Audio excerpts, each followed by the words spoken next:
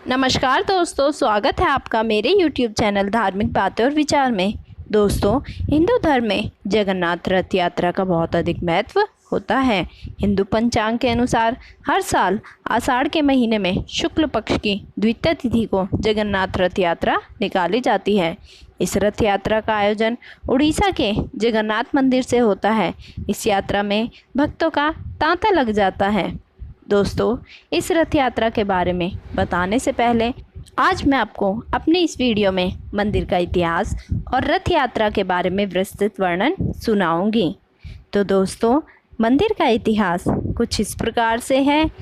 कहते हैं, श्री कृष्ण की मौत के पश्चात जब उनके पार्थिव शरीर को द्वारिका लाया जाता है, तब बलराम अपने भाई की मृत्यु से अत्यधिक दुखी होते हैं।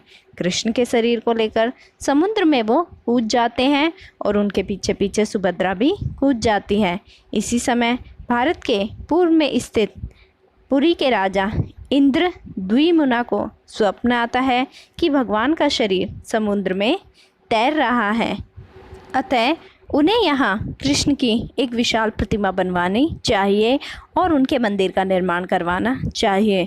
उन्हें स्वप्न में देवदूत बोलते हैं कि कृष्ण के साथ बलराम सुभद्रा की लकड़ी की प्रतिमा बनाई जाए और श्री कृष्ण की अस्थियों को उनकी प्रतिमा के पीछे छेद करके रखा जाए। राजा का सपना सच हुआ, उन्हें कृष्ण की अस्थियां मिल गई, लेकिन अब वह सोच रहा था कि इस प्रतिमा का निर्माण कौन करेगा। माना जाता है शिल्पकार भगवान विश्वकर्मा एक बढ़ई के रूप में प्रकट होते हैं और मूर्ति का कार्य शुरू करते हैं। कार्य शुरू करने से पहले वे सभी से बोलते हैं कि उन्हें काम करते वक्त परेशान नहीं किया जाए, नहीं तो वे बीच में ही काम छोड़कर चले जाएंगे। कुछ महीने हो जाने के बाद मूर्ति नहीं बन पाती, तब उतावली के चलते राजा इंद्र द्विमुना बढ़ई के रूम का दरवाज़ा खोल देते हैं। ऐसा होते ही भगवान विश्वकर्मा वहाँ से गायब हो जाते हैं। मूर्ति उस समय पूरी नहीं बन पाती, लेकिन राजा ऐसे ही मूर्ति को स्थापित कर देते हैं। वो सबसे पहले मूर्ति के पीछे भगवान कृष्ण की अस्थियां रखते हैं और फिर मंदिर में विराजमान कर देते हैं। तो दोस्तों, अब मैं आपको बताऊंगी जगन्नाथ जी की रथ यात्रा के विषय में। जगन्नाथ जी की रथ यात्रा हर साल आषाढ़ माह के शुक्ल पक्ष के द्वितीय को निकाली जाती है। इस साल ये यात्रा 12 जुलाई 2021 दिन रविवार को निकाली जाएगी। रथ यात्रा का महोत्सव 10 दिन का होता है, जो शुक्ल पक्ष की 11 को ख़त्म हो जाता है। इस दौरान पुरी में लाखों की संख्या में भक्त पहुंचते हैं और इस महाआयोजन में सम्मिलित होते हैं। इस दिन भगवान श्री कृष्ण उनके भाई बलराम व बहन सुभद्रा को रथों में बैठाकर गुंडीचा मंदिर ले जाया जाता है। तीनों रथों को भव्य रूप से सजाया जाता है, जिसकी तैयारी महीनों पहले शुरू हो जाती है। दोस्तों, इस आयोजन को लेके भी कुछ कथाएं जुड़ी हुई हैं। वो कथाएं इस प्रकार है। कुछ लोगों का मानना है कि कृष्ण की बहन सुभद्रा अपने मायके आती है और अपने भाइयों से नगर भ्रमण करने की इच्छा करती है। तब कृष्ण बलराम सुभद्रा के साथ रथ में सवार होकर नगर घूमने जाते हैं। इसी के बाद ये रथ यात्रा का पर्व शुरू हुआ। इसके अलावा कहते हैं कि गुंडीचा मंदिर में स्थित देवी कृष्ण की मासी हैं, जो तीनों को अपने घर आने का निमंत्रण देती हैं। श्री कृष्ण बलराम सुभद्रा के साथ अपनी मासी के घर 10 दिन रहने के लिए जाते हैं। श्री कृष्ण के मामा कंस उन्हें मथुरा बुलाते हैं। इसके लिए कंस गोकुल में सारथी के साथ रथ भिजवाता है। कृष्ण अपने भाई बहन के साथ रथ में सवार होकर मथुरा जाते हैं, जिसके बाद से रथ पर्व शुरू हुआ। दोस्तों, कुछ लोगों का मानना है कि इस दिन श्री कृष्ण अपने मामा कंस का वध करके बलराम के साथ अपनी प्रजा को दर्शन देने के लिए गए थे, इसलिए ये रथ यात्रा शुरू हुई। अन्य कथाओं के अनुसार श्री कृष्ण की रानियाँ माता रोहिणी से उनकी रासलीला सुनाने को कहती हैं। माता रोहिणी को लगता है कि कृष्ण की गोपियों के साथ रासलीला के बारे में सुभद्रा को नहीं सुनना चाहिए, इसलिए वो उसे कृष्ण बलराम के साथ रथ यात्रा के लिए भेज देती हैं। तभी वहाँ नारद जी प्रकट होते हैं।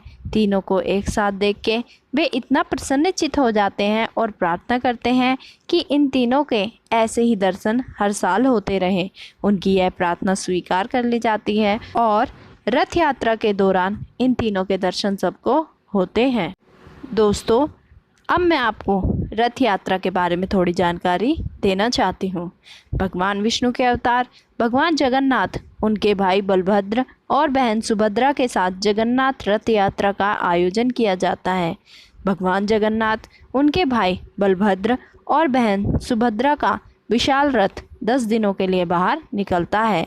इस यात्रा में सबसे आगे बलभद्र का रथ चलता है, जिसे तालध्वज कहा जाता है।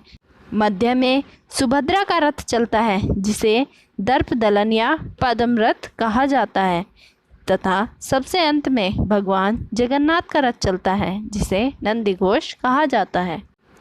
जगन्नाथपुरी के रथ का निर्माण अक्षय तृतीया के दिन से शुरू हो जाता है।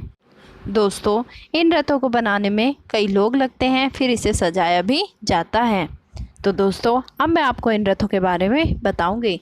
सबसे पहले जगन्नाथ अर्थात भगवान श्री कृष्ण का रथ, यह 45 फीट ऊंचा होता है। इसमें 16 पहिए होते हैं, जिसका व्यास 7 फीट का होता है। पूरे रथ को लाल व पीले कपड़ों से सजाया जाता है। इस रथ की रक्षा गरुड़ भगवान करते हैं। इस रथ को दारुका चलाता है। रथ में जो झंडा लहराता है उसे त्रैलोक्य मोहिनी कहते हैं। इसमें 4 घोड़े होते हैं।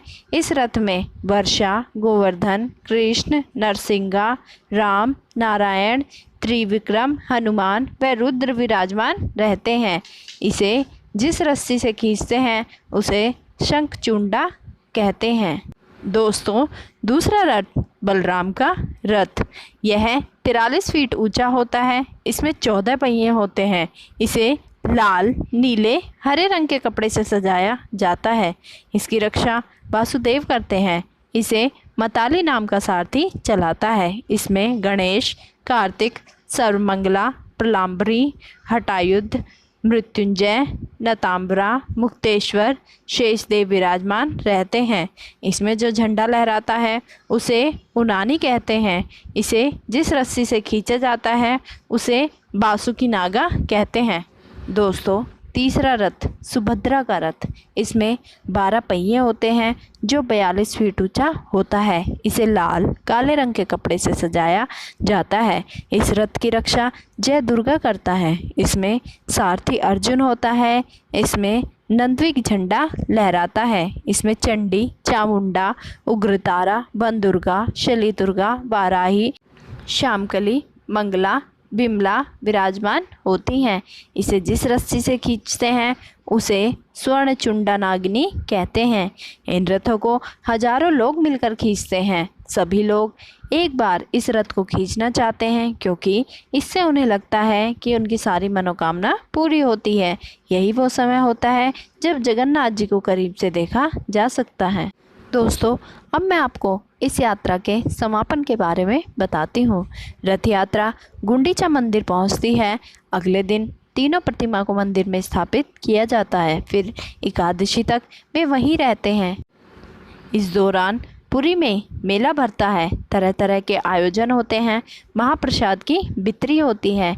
एकादशी के दिन इन्हें वापस लाया जाता है। उस दिन वैसे ही भीड़ उमड़ती है।